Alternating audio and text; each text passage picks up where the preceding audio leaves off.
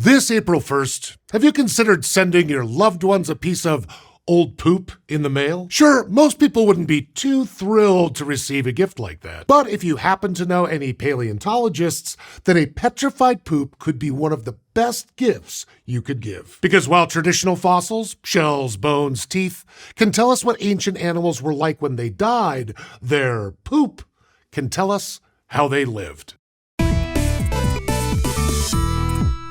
I should make it clear right from the beginning that I am in no way advocating the giving of fresh poop to anyone. I'm talking about coprolites, which is the technical term for a fossilized poop. Of course, lots of rocks can look like poop. Brown, smooth, and rounded, kinda grainy, maybe even with the occasional chunk of something unidentifiable in them. These can all be features of a common beach pebble, too. But that doesn't mean that every pebble on the beach is a poop. You're far more likely to pick up a fresh specimen than a fossilized one on your vacation. So instead, scientists look for a bunch of other things to confirm their treasure. Some coprolite hallmarks are the same sort of thing you'd expect to see in a fresher poop. An outer patterning of contraction marks and gas bubbles, and an internal structure with pieces of undigested debris can be the telltale signs. But one big distinguishing feature is the presence of calcium phosphate inside the rock, which can come from the digestion of bones and animal proteins. While lab analysis can confirm this, paleontologists have even been known to identify coprolites in the field by using the lick test. Yes, I said lick test. Apparently, if you press your tongue against a rock and it sticks a little as you pull it away, then chances are you've just licked a fossil bone or a fossil poop.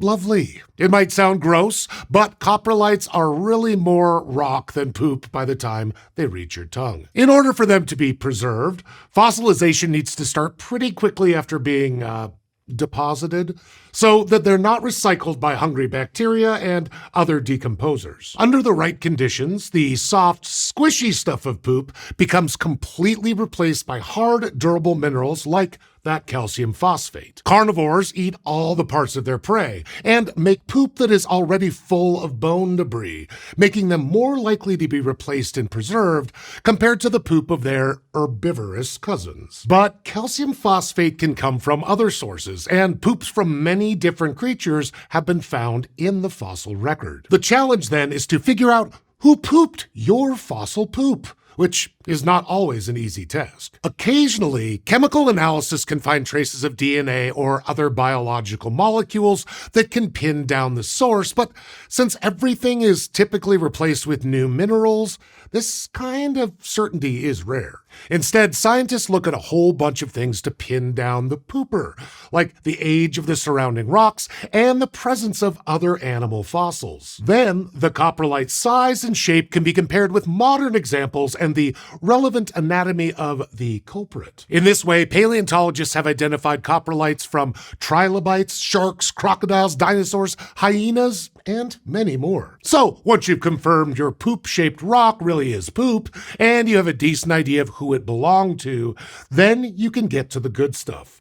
Figuring out how your creature lived. The first insight is the most obvious one.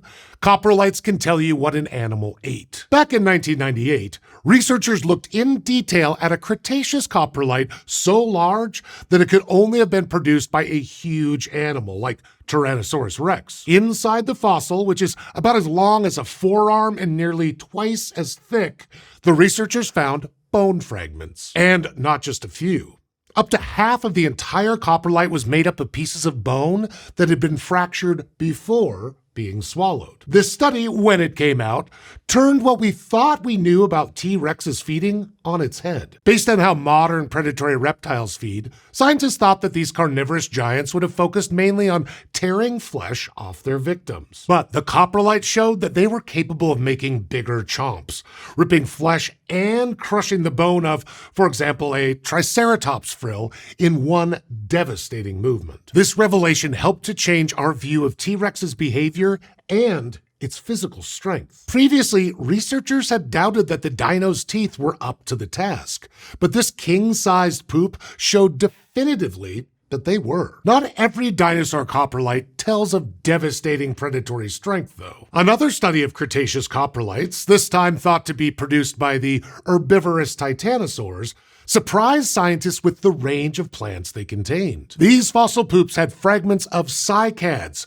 related to the modern sago palm, as well as conifers and grasses inside them. That last one was a real shocker. The problem seems to be that grass, without any woody structure to preserve, doesn't leave much of a trace in the fossil record. But finding it in these gentle giants' poops shows that they were not only there, but they were already being used as a food source for millions of years before the dino's demise. Coprolites are very good at giving us a glimpse, albeit a mashed, crushed, and half-digested glimpse of what passed through an extinct animal's gut. But they're also surprisingly good at showing us what was still in there when the poop was produced. If an animal has internal parasites like worms or single-celled amoebas, then these parasites typically reproduce by releasing eggs and protective cysts out with the animal's poop. And when the poop becomes fossilized, the parasite eggs can be too. Coprolites provide evidence for some of the oldest parasites found so far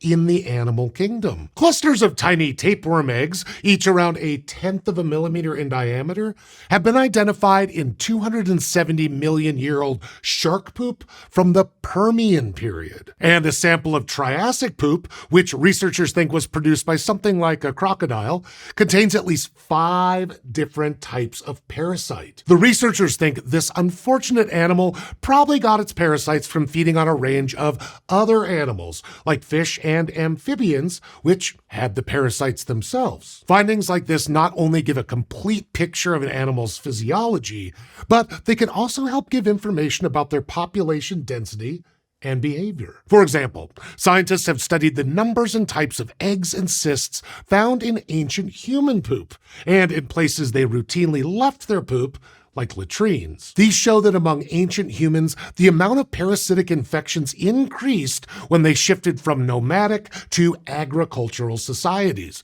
presumably as a result of more people living together and sharing the same space. Not only that, but finding particular types of parasites can give a clue to how ancient humans lived. For example, human coprolites from Peru and Chile, dated to around 5,000 years ago, contain evidence of tapeworms and flukes, which today are known to be transmitted by eating raw or undercooked fish. Modern inhabitants of these countries can still be infected with these parasites from eating the traditional Pacific coastal dish ceviche. The fossil parasites are seen by researchers as evidence of this traditional dish's roots extending far back into American prehistory. So, coprolites can tell us what an ancient animal ate, but they can also give us a clue to how efficiently their bodies worked. For instance, in the early 19th century, spiral-shaped rock specimens were thought to be fossils of fir cones. But experimental work with modern fish revealed that these snazzy spiral rocks are actually produced inside the intestines of fish, like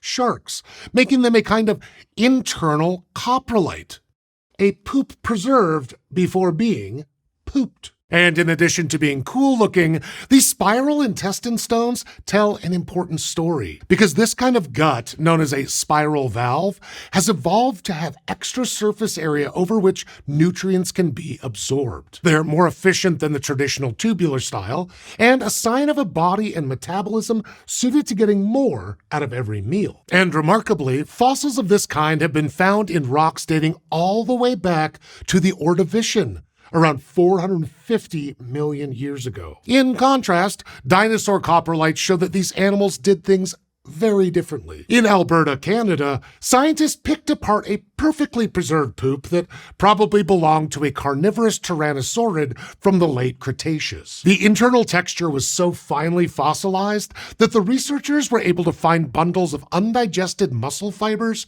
from the animal's last meal. Not only that, but a Triassic coprolite from Poland, thought to belong to a reptilian dinosaur relative, was scanned with X-rays to reveal whole beetles, some of them with their legs and antennae still intact. The specimen was so perfect that researchers were able to show that the undigested beetles were a new species, previously unknown to science. Not only are these impressive feats of preservation, but they also say a lot about the gut transit time for these animals. For structures as fine as beetle antennae to survive through a dinosaur's body in one piece, then that journey must have been really quick. That suggests that these dinosaurs had fast digestion and high energy requirements, favoring quantity over quality when it came to their meals.